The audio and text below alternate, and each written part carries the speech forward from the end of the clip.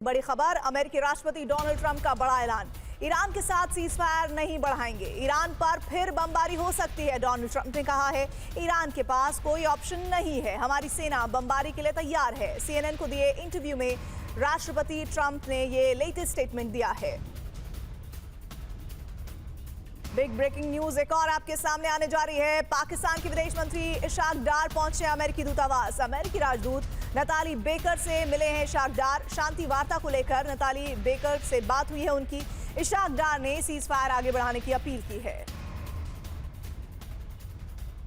इस बीच बड़ी खबर आ रही है, युद्ध विराम की समय सीमा खत्म होने का काउंटडाउन शुरू हो चुका है। डर है वार्ता नहीं हुई तो ट्रंप ईरान के खिलाफ युद्ध का दूसरा फेज शुरू कर सकते हैं।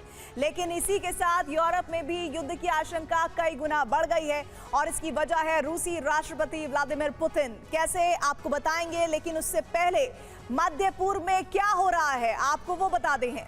मध्य पूर्व में 23 साल बाद एक साथ अमेरिका के 3 एयरक्राफ्ट की तैनाती होने जा रही है और ओमान की खाड़ी में USS अब्राहम लिंकन मौजूद है। लाल सागर में USS जेराल्ड फोर्ड मोर्चा संभाल चुका है।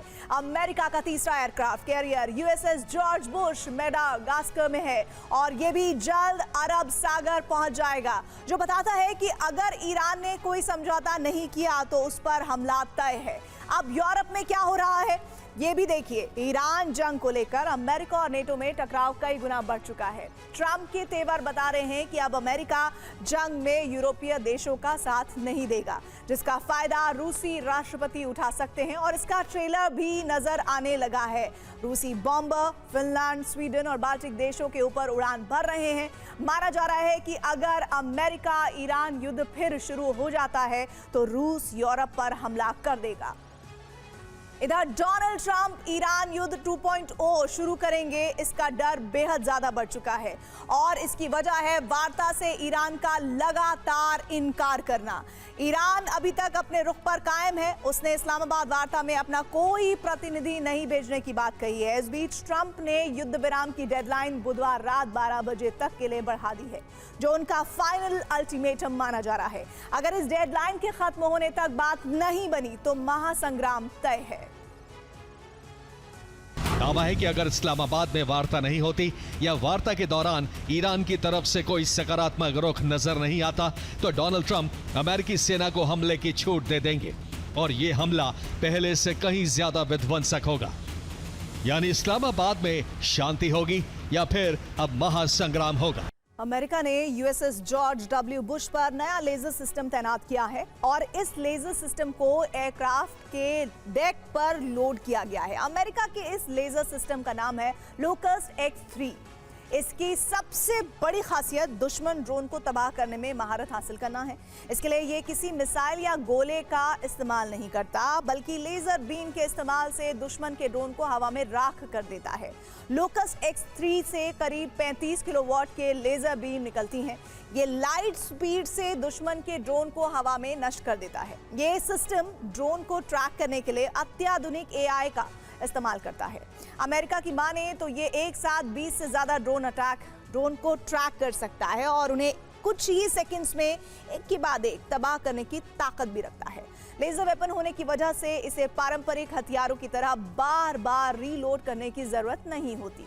जब तक इसे शिप से पावर सप्लाई मिलती रहेगी, ये तब तक नॉन स्टॉप ड्रोन तबाह करता रहेगा, फिर भले उनकी संख्या 100 से ज्यादा ही क्यों ना हो। जो पहले 21 अप्रैल को रात 8 बजे खत्म होने वाला था, अब हफ्ते के मध्य तक चलेगा। अगर नई समय सीमा से पहले कोई समझौता नहीं हो पाता है तो इस बात की बहुत कम संभावना है कि मैं इसे और आगे बढ़ाऊंगा। उन्होंने अपनी एक पोस्ट में कहा, परमाणु सुविधाओं के खिलाफ चलाया गया ऑपरेशन मिडनाइट हैमर ईरान के परमाणु मलबे का पूरी तरह से सफाया था, इसलिए इसे वहां से हटाना एक लंबा और कठिन काम होगा। युद्ध का दूसरा चरण शुरू होने की आशंकाओं के बीच अमेरिका फारस की खाड़ी में मौजूद ईरान की हर गतिविधि पर 24/7 नजर रख रहा है, जिसके लिए खास तौर पर MQ-4C ड्रोन इटली से जॉर्डन भेजा गया था।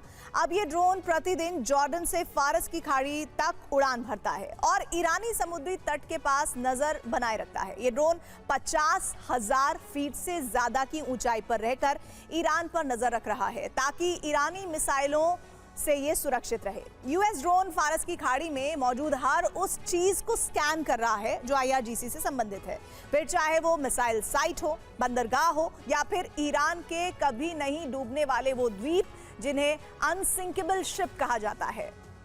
हम धमकियों के साए में बातचीत स्वीकार नहीं करते।